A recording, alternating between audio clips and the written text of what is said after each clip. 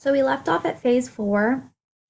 For this phase, we decided to create a lesson based on two versions of Cinderella.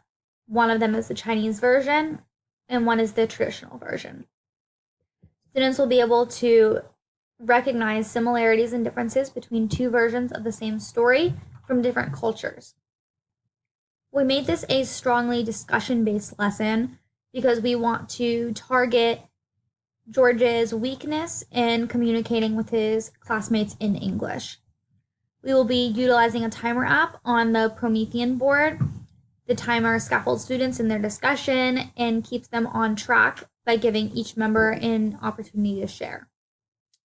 Students will use their background knowledge of the two texts, which they have already gone over before this lesson, and discussion questions as a reference to guide their discussion. Here are a few sample questions. So students will be meeting in small groups, which are their discussion circles, and then they will come together as a whole group and have a discussion about what they talked about in their individual groups. These students will share the similarities and differences that they discussed, and the teacher will create a T-chart on the Promethean board, with one side similarities and the other side differences. So some of our improvements from phase 3, we concluded that George needs to improve in his writing. In addition, we just noted that he tends to rely on speaking in Spanish during social interaction with peers. This lesson kind of pushes him out of his comfort zone. It challenges him to independently answer discussion questions with appropriate modifications suggested in this next section entitled Teacher Activities. He will be placed in a group with no other LYA or LYB ELLs, and this will challenge him to communicate with his peers in English during his discussion portion of this lesson. Here are our content objectives, our linguistic objectives, and our cultural objectives. These are the Florida standards, so we're going to have them compare and contrast two or more versions of the same story by different authors or from different cultures. Ours is by different authors and different cultures. Ask and answer questions such as who, what, where, when, why, and how to demonstrate understanding of key details in the text. Recount stories, including fables and folktales from diverse cultures, and demonstrate their central message, lesson, or moral. And describe how characters in the story respond to major events and challenges. Our teacher activities kind of revolve around writing because that is the struggle that George has. And we want to hold into the high expectations of the rest of the class while also differentiating to help him where he is at. Strategies that would help George progress in his writing and further understand the lesson plan include the following. We have buddy writing. This would be where George would be writing a letter back and forth with a partner who is either bilingual or a native English speaker. Again, this is forcing him to write in English rather than Spanish, which he is more comfortable in. By providing an adequate amount of time to incorporate a low-stress strategy into the classroom, similar to dialogue journals, George would benefit from maintaining the social aspect while improving his own writing in terms of syntax especially. He can also improve the semantics of his writing by producing something a peer should understand while working on his spelling. After exchanging letters and reading them, George and his partner discuss main topics and ideas from each other's letters. We could also incorporate technology into this, like a pen pal, which we will go into further in our paper. Multimodal learning, we have kinesthetic.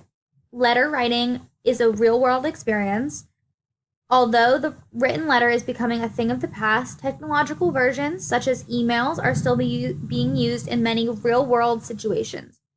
This activity is preparing students for proper etiquette that is required through written or typed communication. I also have oral. This type of learning is targeted through the reading and discussion of each other's letters. Having these discussions are important because students need to be able to understand what they're reading. So if they are reading something and they're not understanding it, they can ask the person who is the author of that letter what they meant. This also allows students to expand upon their ideas through discussion and enhance learning. Transcribing. So this is something where George is going to record himself talking about a particular topic prompted by the teacher. This will be kind of a low stress activity because he is able to share an interest of his, and also he's comfortable with the interviewer being the teacher. George can embellish on the topic being discussed, and he can listen to his recording and just transcribe what he said.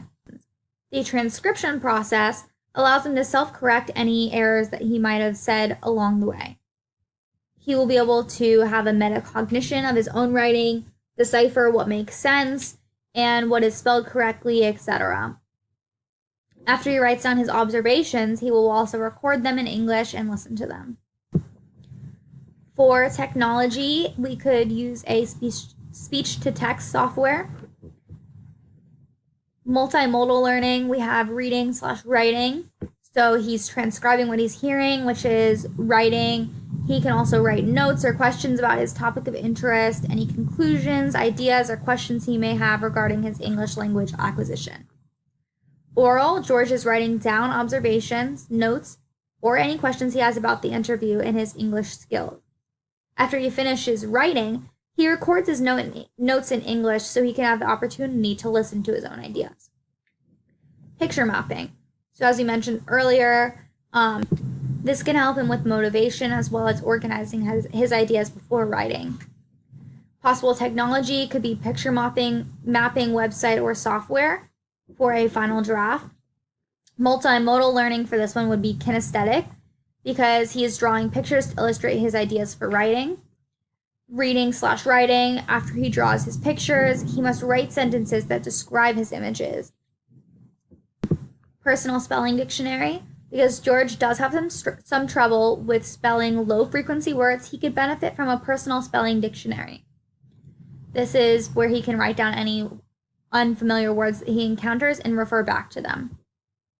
Technology could be a blog. He could share his new vocab with his classmates or a class dictionary online. Multimodal learning, for this one would be reading/writing. It appeals to that learning style because it requires George to record a new word that he comes across. When he writes his new words, he can define them however he'd like, make sentences for them, or take notes that relate to the word or concept. Visual is after George writes his entries, he will highlight words or concepts and draw symbols to help him remember. Word walls. George would benefit from a classroom word wall.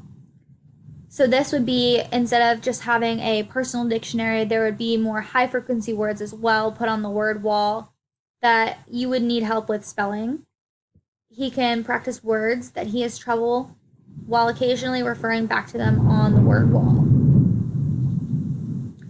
Technology, we could do a digital word wall. Multimodal learning for this one would be used to create lists and graphic organizers. He can write down words that are related or unrelated and write sentences that compare them. It will help him organize this information. We also have oral, where George writes his lists or creates his graphic organizers. He can talk with his peers or teacher about this process. He can make connections to other content as well. Then we have scope. This would be ideal for proofreading, in which George can improve on.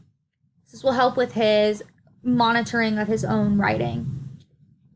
Spelling is the first one of the acronym. Are my words spelled correctly? Capitalization, punctuation, expression of complete thoughts. This is SCOPE for scope. Possible technology would be displaying on document camera modeling. Then we have multimodal learning, which is reading/writing, because he will be required to take down notes as he makes observations about his own writing abilities. Visual, it's a visual representation as a whole of a proofreading strategy. Oral, he will read his notes and observations out loud and discuss them with a peer, his paraprofessional, or a teacher. Self-monitoring, to assist with George's lack of motivation to participate in writing, he could participate in free writing opportunities several times a week. After he has finished writing, he could use a self-evaluation checklist. items on the checklist would accumulate a score for the day. Technology could be graphing or a class rubric. Multimodal learning, for this one, would be kinesthetic. Self-monitoring is a real-world application. People use this strategy when they are pursuing higher education and in their own careers. It makes the person accountable for their own learning and success. Visual would be constructing a graph while he tracks his progress. This application will allow him to have a visual representation that is associated with his own success and will help him reach learning goals. Then we have our citation at the bottom. And that is it for this presentation. Thank you very much for viewing.